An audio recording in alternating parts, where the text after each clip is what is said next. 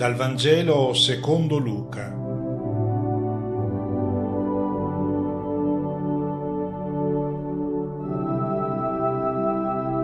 Una buona domenica a tutti.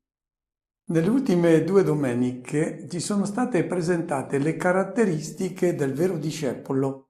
Ricordiamo Gesù che si è rivolto a coloro che avevano fatto la scelta di seguire Lui e le sue proposte di vita, si è rivolto loro e ha detto: siete beati. Complimenti, mi felicito con voi perché avete fatto la scelta giusta. E che cosa avevano fatto? Si erano fatti poveri. Avevano scelto di lasciarsi guidare dallo spirito, non dalla pulsione della natura che li avrebbe portati ad accumulare per se stessi senza pensare agli altri.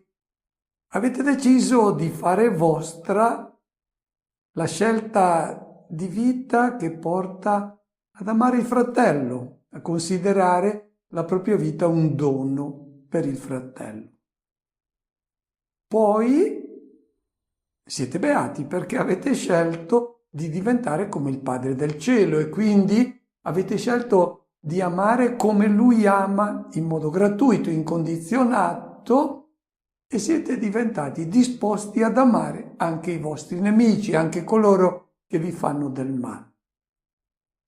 Siete beati perché provate la stessa passione d'amore del Padre per ogni uomo, anche per il vostro nemico, anche per il criminale.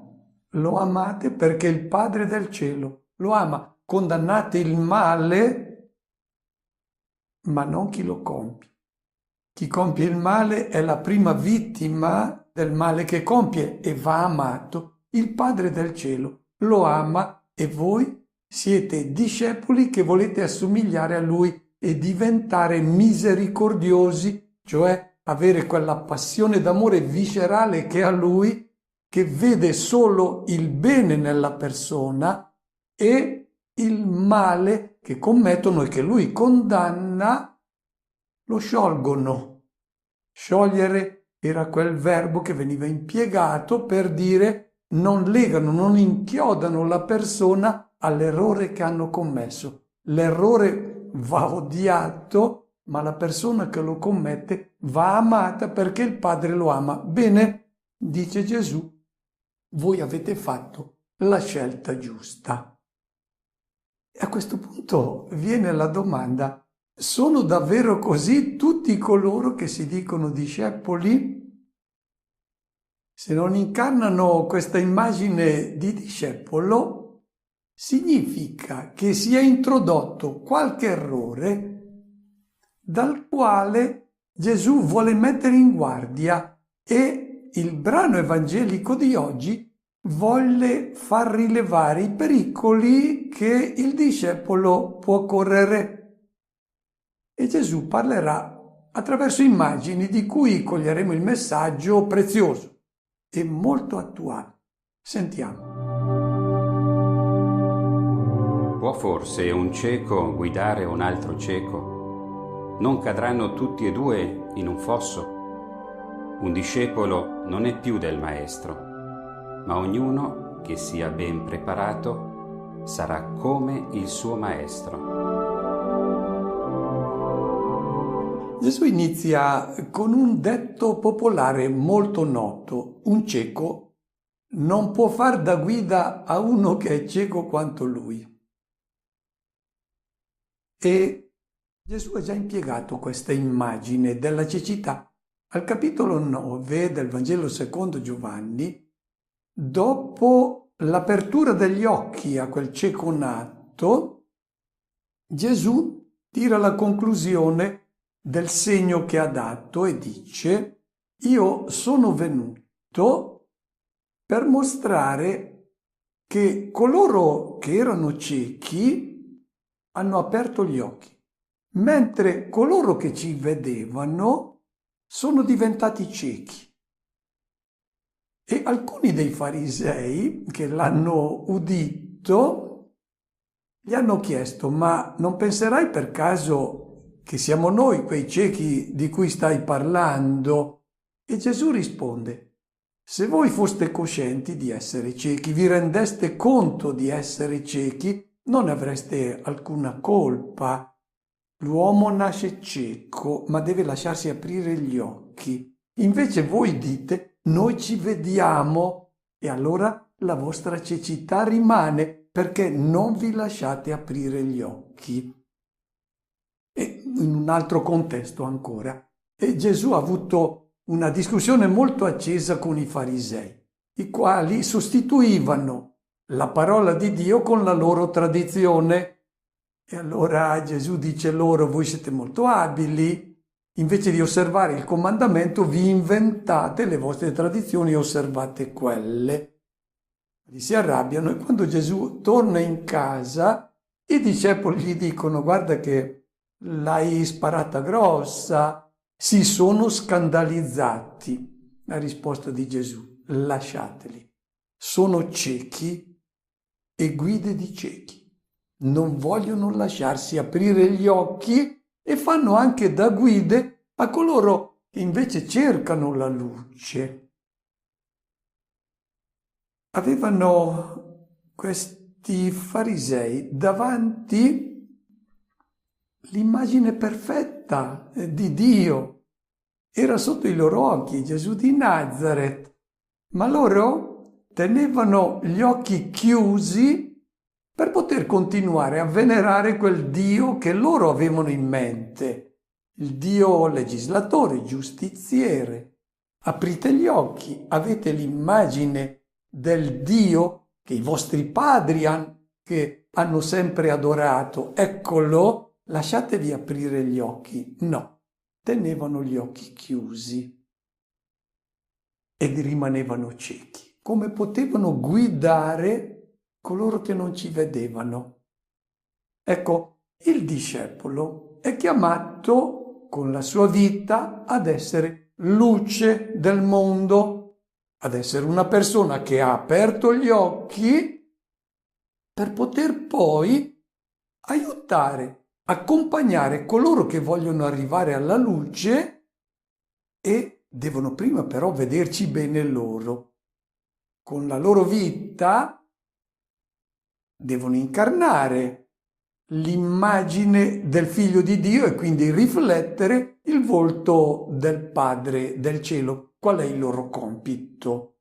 Essere guide che accompagnano coloro che non hanno ancora aperto gli occhi e non hanno sperimentato la gioia di contemplare il volto bello e sorridente di Dio e sono ancora oppressi da quell'immagine spaventosa del Dio che è un giustiziere.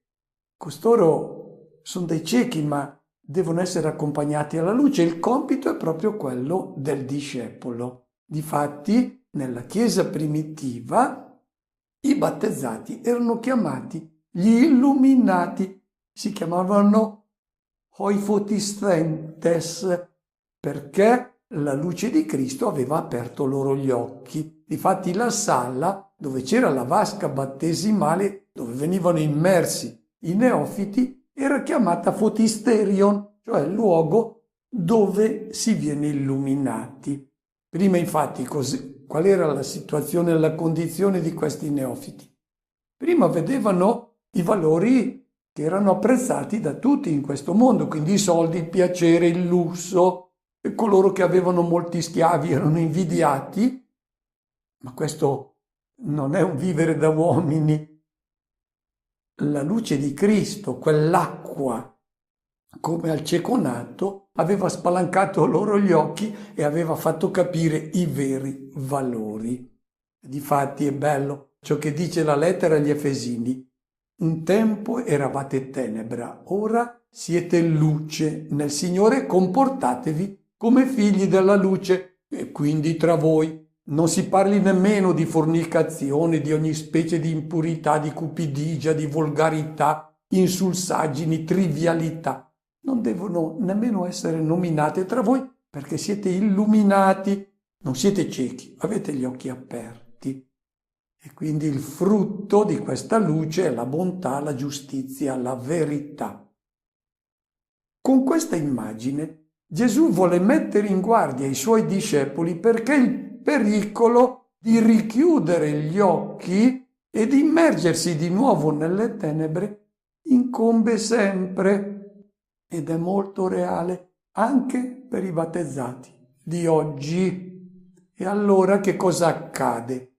Quando ritorna questa cecità, quando di nuovo si chiudono gli occhi alla luce di Cristo, i cristiani riprendono a ragionare, a parlare, a vivere come tutti gli altri e giustificano ciò che prima, seguendo il Vangelo, condannavano.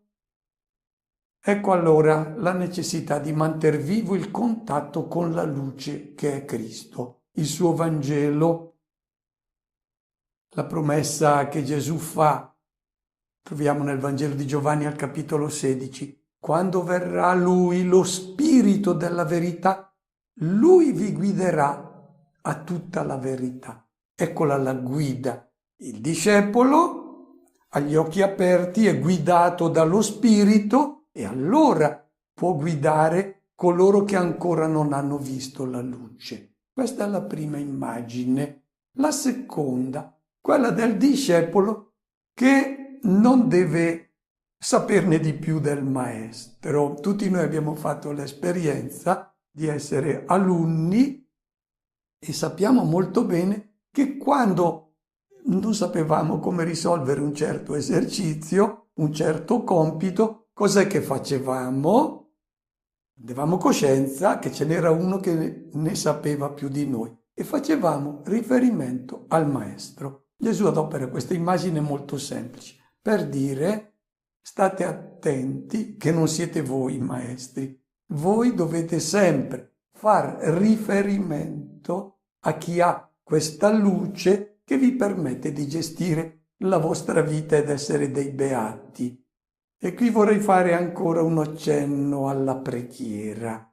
La preghiera significa, prima di parlare, prima di dare consigli, prima di fare delle scelte o di prendere delle decisioni, consulta il maestro, così non sbagli. Cristo ci ha illuminato, ci ha fatto vedere il volto bello di Dio e l'immagine dell'uomo bello, il figlio di Dio, ma anche coloro ai quali Cristo ha aperto gli occhi, lo sappiamo, non sono perfetti. E questa fragilità va messa in conto.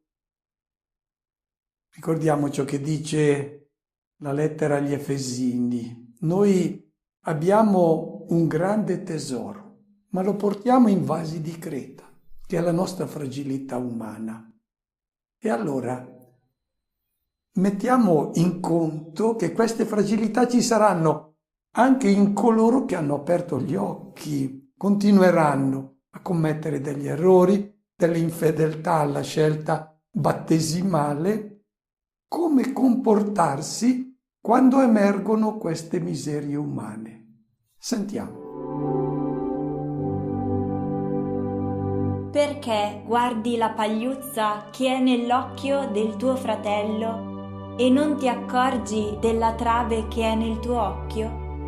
Come puoi dire al tuo fratello: fratello, lascia che tolga la pagliuzza che è nel tuo occhio, mentre tu stesso non vedi la trave che è nel tuo occhio? Ipocrita, togli prima la trave dal tuo occhio e allora ci vedrai bene per togliere la pagliuzza dall'occhio del tuo fratello. Siccome siamo umani, tutti noi commettiamo i nostri errori, le nostre debolezze, e sono quelle che Gesù chiama pagliuzze o travi che possiamo avere negli occhi o davanti ai nostri occhi. E anche i cristiani continuano ad avere, mettiamolo in conto. Come comportarsi? Gesù dice: perché guardi la pagliuzza che è nell'occhio del tuo fratello. Non dice notiamolo bene, perché tu vuoi andare a tirar fuori la pagliuzza, lo dirà dopo per spiegare quello che sta dicendo, ma Gesù dice, tu ti interessi e i tuoi occhi sono proiettati sul difetto, sull'errore del fratello. C'è una pagliuzza, ma tu vedi solo quella e concentri il tuo interesse, il tuo giudizio su quella pagliuzza e il tuo fratello lo valuti, lo identifichi con quell'errore e ti dimentichi che pagliuzze o travi le hai anche tu davanti ai tuoi occhi.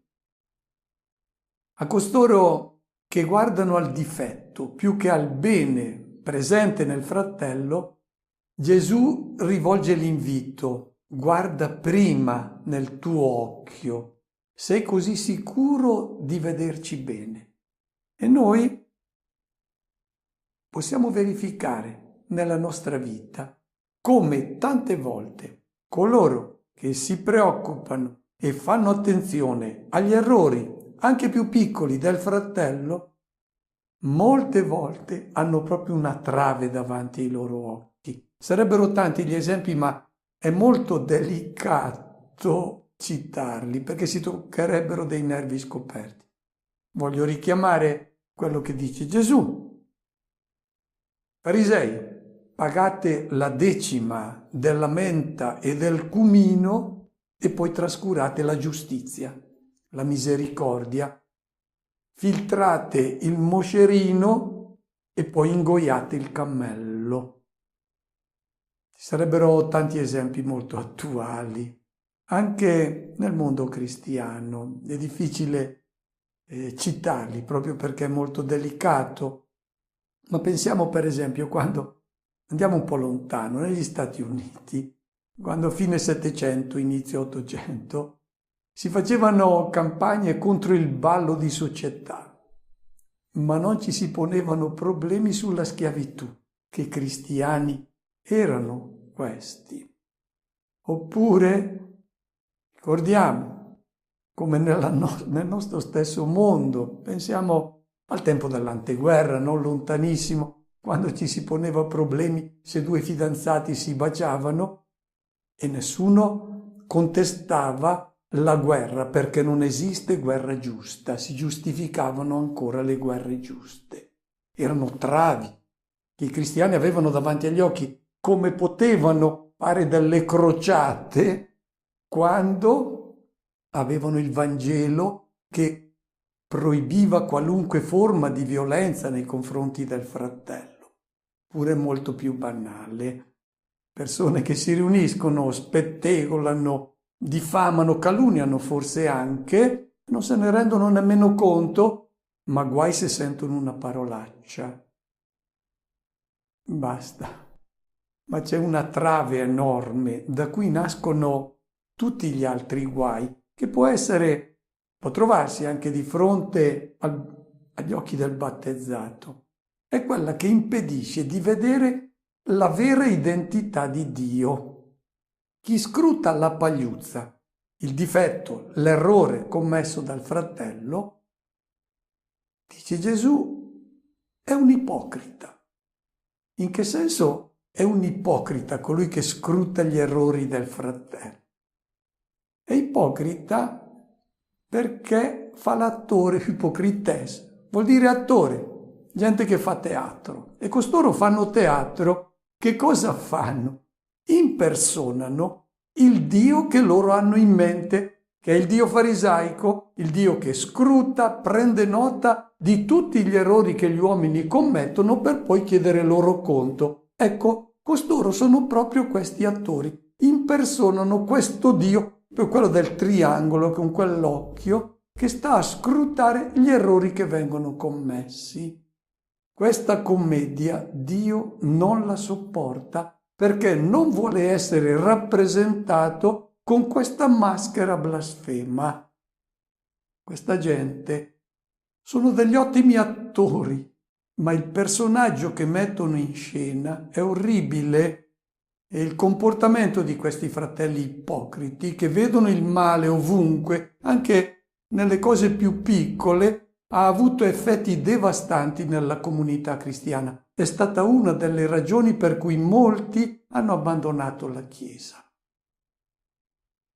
Come distinguere nella comunità cristiana i buoni dai cattivi maestri? Perché è il tema di questa domenica. Come riconoscere coloro che ci vedono bene, che non hanno una trave davanti ai loro occhi? Come sapere di chi ci si può fidare nella guida e di chi no? Con le ultime 2 immagini del Vangelo di oggi, Gesù ci offre il criterio per giudicare. Non vi è albero bello che produca un frutto cattivo, né vi è d'altronde albero cattivo che produca un frutto buono. Ogni albero infatti si riconosce dal suo frutto. Non si raccolgono fichi dagli spini, né si vendemmia uva da un rovo. L'uomo buono, dal buon tesoro del suo cuore, trae fuori il bene. L'uomo cattivo, dal suo cattivo tesoro, trae fuori il male. La sua bocca infatti esprime ciò che dal cuore sovrabbonda.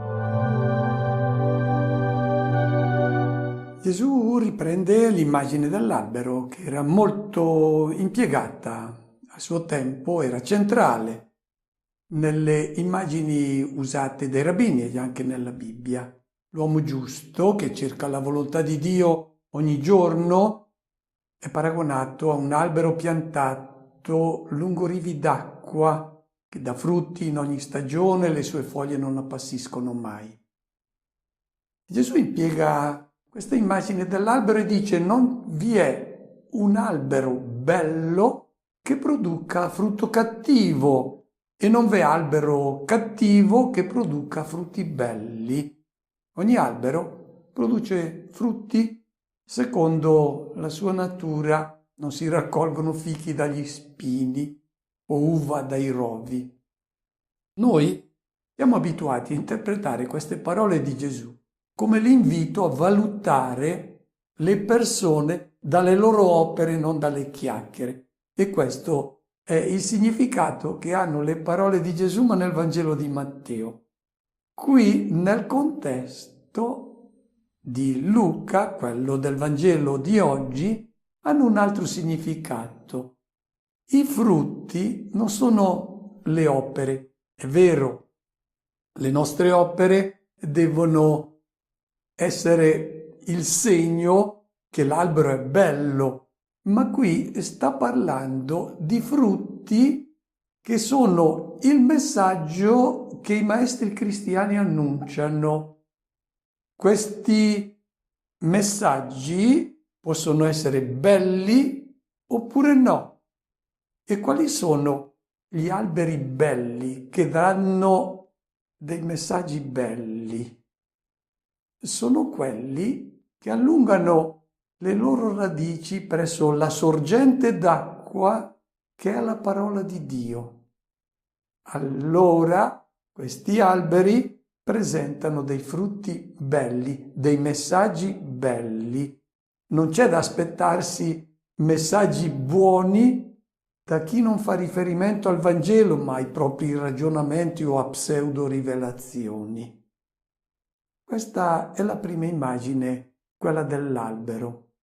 E la seconda, il tesoro, che è conservato nel cuore e ciò che esce dalla bocca rivela ciò che c'è in questo scrigno del cuore. E capiamo questa immagine se la rapportiamo a quella precedente, quella dell'albero. Ogni albero, lo sappiamo, produce frutti secondo la sua natura. Il pero produce pere, il melo le mele, la vite produce uva e non c'è da aspettarsi uva dai rovi. Dicevo, non sta parlando delle opere buone, sta parlando dei messaggi che escono dal cuore delle persone. Il buddista parlerà da buddista e la sua natura il musulmano ragionerà dal musulmano, il pagano da pagano. Non c'è da aspettarsi che ragionino secondo i criteri evangelici. La loro natura è diversa.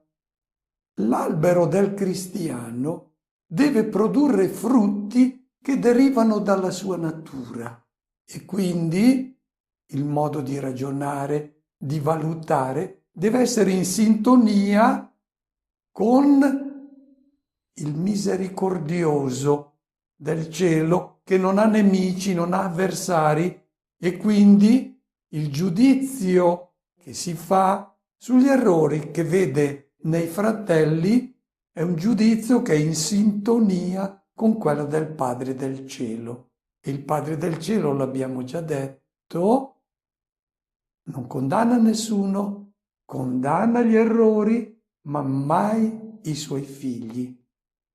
Questa ultima immagine è quindi un invito a verificare cosa c'è nello scrigno del nostro cuore. C'è la misericordia del Padre del cielo o c'è la sapienza degli uomini? E la bocca parla dalla pienezza del nostro cuore. Noi possiamo valutare se nel nostro cuore, in questo scrigno, c'è la sapienza del misericordioso oppure c'è la sapienza di questo mondo. Lo si nota ciò che c'è nel cuore da ciò che dicono le nostre parole. Se siamo davvero cristiani, dobbiamo far sì che dalla nostra bocca esca soltanto quello che è il giudizio evangelico. Auguro a tutti una buona domenica e una buona settimana.